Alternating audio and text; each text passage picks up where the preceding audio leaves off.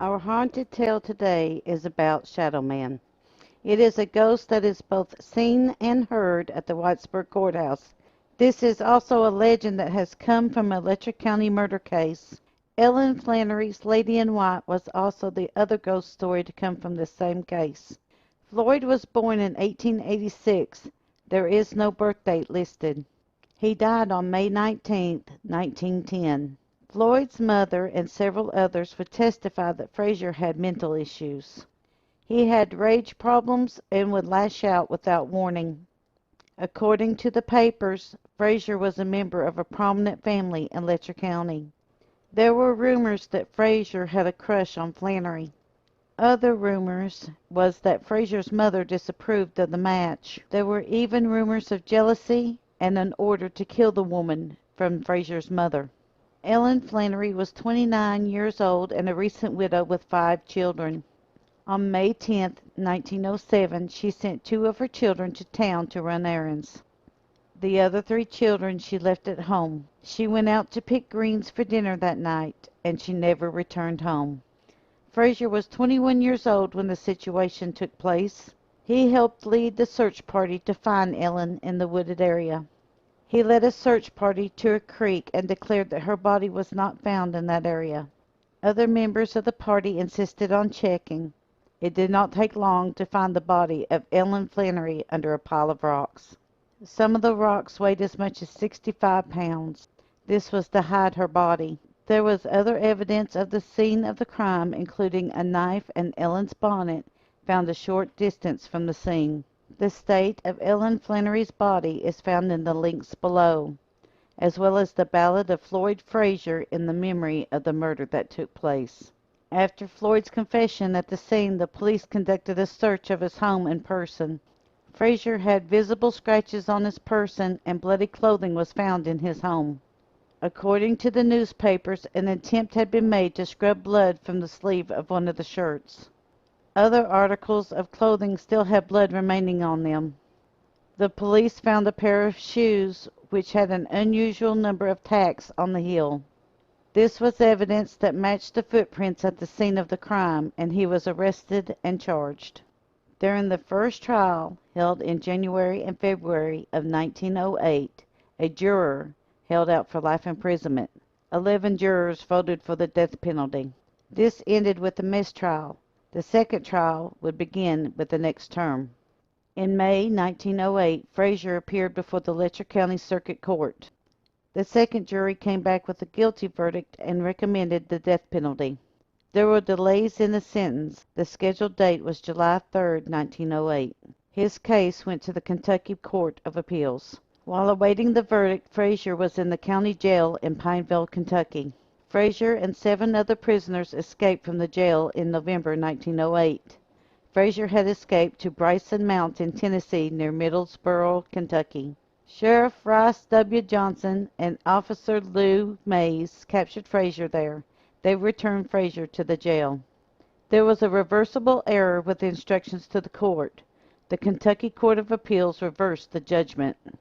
The judgment read that the trial judge did not give a jury instructions on self-defense. The case went back to Letcher County Circuit Court for retrial.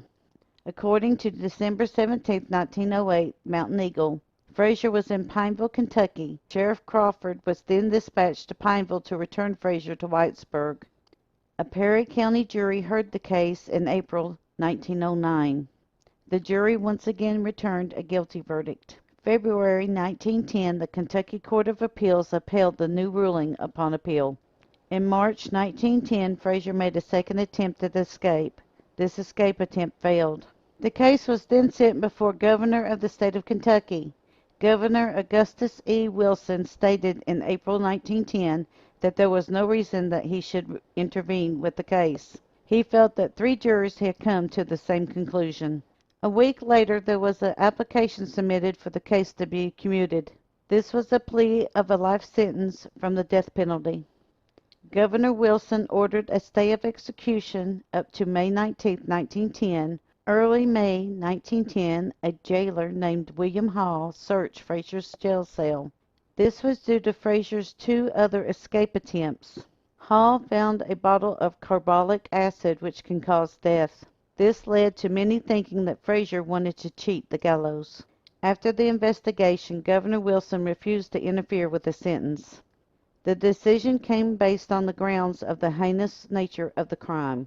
All legal means to save Frazier by his attorney and friends ran their course.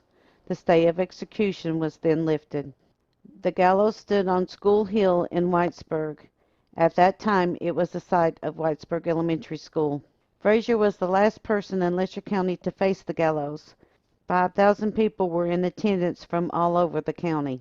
Floyd Frazier, at the age of 23 years old, had his date with the gallows on May 19, 1910, at 1:30 p.m. Floyd's grave is at Hop Gibson Cemetery, located in Cowan, Kentucky. When the courthouse was being renovated, workers saw unusual things. Floyd's shadow was on the second floor where the jail used to be. The local police have also reported seeing a shadow of a person outside of the building.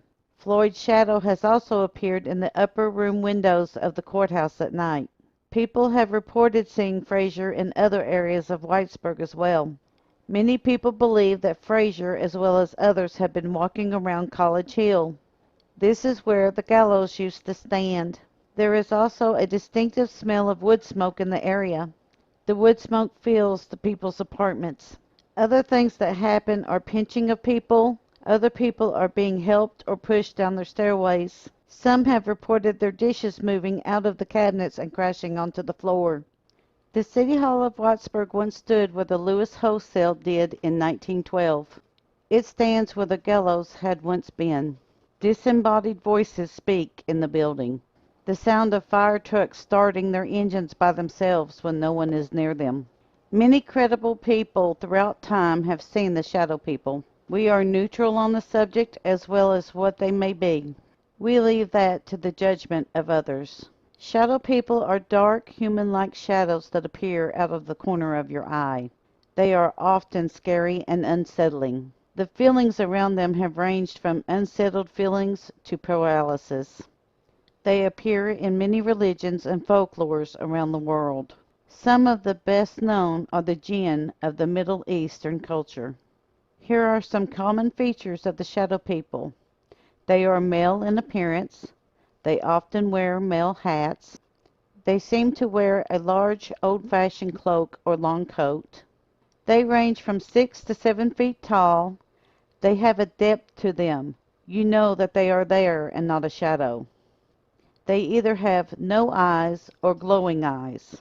They do not speak, and they can walk through walls and other objects. They can appear in other shapes, such as a devil or an animal. There is huge debate about them, and it is unclear if they are ghosts, demons, or aliens. But the main thing about them is that they are observant, which is unsettling. We hope that you have enjoyed the second installment of our series, Haunted Letcher County. We thank you for continuing to support Kentucky Tennessee Living as we bring you the history of the Appalachian Mountains. Please like, subscribe, and share below.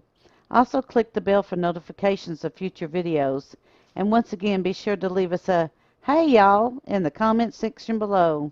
Thank you for continuing to support us and watch our videos.